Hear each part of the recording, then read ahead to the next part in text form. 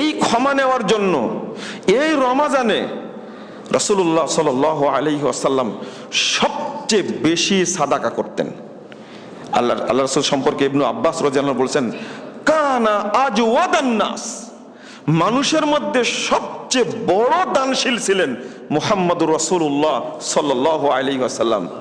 ওয়াইদা আদরাকা রমাদান, যখন রমাজান পেতেন, ও রাসূলুল্লাহ সাল্লাল্লাহু আলাইহি ওয়াসাল্লাম আজওয়াদু বিল খায়রি মিনার রিহিল মুসরা, যখন রমাজান আসতো তখন তিনি বাতাসের গতিতে দান করে দিয়ে নিজের কাছে যা থাকতো সবই শেষ করে দিতেন। কেন? কেন? যত সৎ আমল আছে, যত সৎ আমল আছে তার মধ্যে পাপ ক্ষমার দিক থেকে 1 নম্বর কাতারে হলো সাদাকা। রাসূল সাল্লাল্লাহু আলাইহি ওয়াসাল্লাম বলছেন, তাবাহাল ইন্নাল আমাল তাবাহা, সব আমল এক জায়গায় প্রতিযোগিতা করে। আপনি তো একজন মানুষ, আপনার কিন্তু হজ আছে, আপনার সালাত আছে, আপনার যাকাত আছে, আপনার সিয়াম আছে, আপনার সাদাকা আছে, আপনি এই আমলগুলো করেন। তা আপনার আমলগুলো এক জায়গায় হয়ে পরস্পরে প্রতিযোগিতা করে। সালাত বলে যে আমি তোমাদের মধ্যে শ্রেষ্ঠ, সিয়াম বলে না আমি তোমাদের মধ্যে শ্রেষ্ঠ। রাসূলুল্লাহ সাল্লাল্লাহু আলাইহি ওয়াসাল্লাম ফাকালাতিস সাদাকা আনা আফজালুকুম, ফলাফল বের করে দিলেন, সাদাকা বলে তোমাদের চেয়ে আল্লাহ আমাকে সবচেয়ে বড় মর্যাদা দান করেছেন। তাহলে সব আমলের মধ্যে কোনটা বেশি গুরুত্বপূর্ণ? সাদাকা। কারণ হলো এখানে 2টা হাদিস। একটা হলো এই শব্দটা অন্য কোন আমলের ক্ষেত্রে আল্লাহ বা আল্লাহ রাসূল ব্যবহার করেননি। একটা হলো সাদাকাতুস সির তুতফিউ গাদাবার রব, আর একটা হলো ইন্নাস সাদাকাতা লা তুতফিউ যুনুবা কামা ইউতফিউল মান নার। রাসূল সাল্লাল্লাহু আলাইহি সাল্লাম বলছেন, সাদাকা পাপকে অনুরূপ নষ্ট করে দেন যেভাবে পানি আগুনকে সাথে সাথে নিভিয়ে দেয়। তুতফিউ শব্দের অর্থ কি জানেন? বাতি নিভিয়ে দেওয়া। এখন তার বাতি নাই, এখন কি আছে? এখন কারেন্ট আছে। আচ্ছা, একটা সুইচ অফ করতে কয় মিনিট লাগে? 1 সেকেন্ডে সুইচ অফ হয় না আরো কম লাগে? আরো কম লাগে। এমন একটা টাইম আসবে জানেন, ওইটাও টাইম লাগবে না, একদম রিমোটে হয়ে যায়, তাই না? আরো সহজ টাইম আসবে। মুহাম্মদুর রাসূলুল্লাহ সাল্লাল্লাহু আলাইহি সাল্লাম বলছেন, আগুন যেমন নিভে যায়, বাতি যেমন নিভে যায়, এরকম টাইমে ঠিক আল্লাহ রাব্বুল আলামিন বান্দার পাপকে সাদাকার মাধ্যমে তার চেয়েও দ্রুত টাইমে ক্ষমা করে দেন।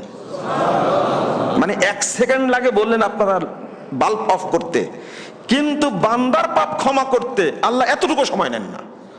আল্লাহ এত দয়ালু। আরেকটা তুতফিউ গাদাবার রব, যে ব্যক্তি গোপনে সাদকা দেয়, আল্লাহর যে রাগ আছে তার উপরে, এই রাগকে আল্লাহ সাথে সাথে দূর করে দেন। 3 আরেকটা শব্দ আসছে শুধু ক্ষমার জন্য, ইন্না সাদাকাতা লা তুতফিউ আহলাহা সাহিবাল কুবুর, যারা কবরে আছে, শাস্তি তাদেরকে ধরেছে, দাউ দাউ করে আগুন জ্বলছে, সাদাকা দেওয়া মাত্রই এই 1 সেকেন্ডের মধ্যে কবরের আযাব সাথে সাথে আল্লাহ মাফ করে দেবেন। এই 3টা হাদিসে তুতফিউ শব্দ ব্যবহার হয়েছে, অন্য কোনো আমলের ক্ষেত্রে তুতফিউ শব্দ ব্যবহার হয়নি। মানে আপনি সালাত আদায় করছেন, পাপ ক্ষমা হতে আপনার দেরি হতে পারে। আপনি হজ করছেন, হজ কবুল হতেও তো কয়েকদিন লাগবে, অন্তত 5 দিন লাগে, সময় লাগবে। আপনি সিয়াম পালন করছেন, সিয়ামটা হতেও তো সময় লাগে, কয়টা পর্যন্ত? সুবে সাদিক থেকে নিয়ে সূর্যাস্ত পর্যন্ত টাইম লাগে। কিন্তু সাদাকা এমন একটা জিনিস, অন্যগুলোর কিন্তু শর্ত আছে, শর্ত আছে না? শর্ত যেমন রমাজানের আসলে, রমাজান আসলেই কেবল ফরজ সিয়াম, আর বাকি 11 মাস চলবে কি ফরজ সিয়াম? চলবে না। হজ কোন মাসে? কেবল জিলহজ মাসে, অন্য মাসে আদায় করতে পারবেন না আপনি। আর সালাত 5 ওয়াক্তই দিনে 10 ওয়াক্ত পড়তে পারবেন না আপনি, শর্ত আছে। কিন্তু সাদাকার জন্য কোনো টাইম নাই। আপনি তফ করবেন, অজু লাগবে। সালাত পড়বেন, কি লাগবে? অজু লাগবে। বুঝতে পারছেন কথা? কিন্তু সাদাকার জন্য কোনো শর্ত নাই, যতটুকু দিবেন। এমনকি রাসূল সাল্লাল্লাহু আলাইহি ওয়াসাল্লাম বলছেন, কেউ যদি মসজিদকে উঁচু করার জন্য এক মুঠো বালিও দেয়, আল্লাহ তার জন্য জান্নাতে ঘর তৈরি করবেন। আমি বুঝাতে চাইলাম, সাদাকার কোনো টাইম নাই। সাদাকা কেন এত গুরুত্বপূর্ণ, এত গুরুত্বপূর্ণ। আর শব্দটা উল্লেখ করছেন কি? তুতফিউ। কবরের আযাব হচ্ছে, দাউ দাউ করে কবরে আগুন জ্বলছে, তাও দুনিয়ার আগুন না। কোথাকার আগুন?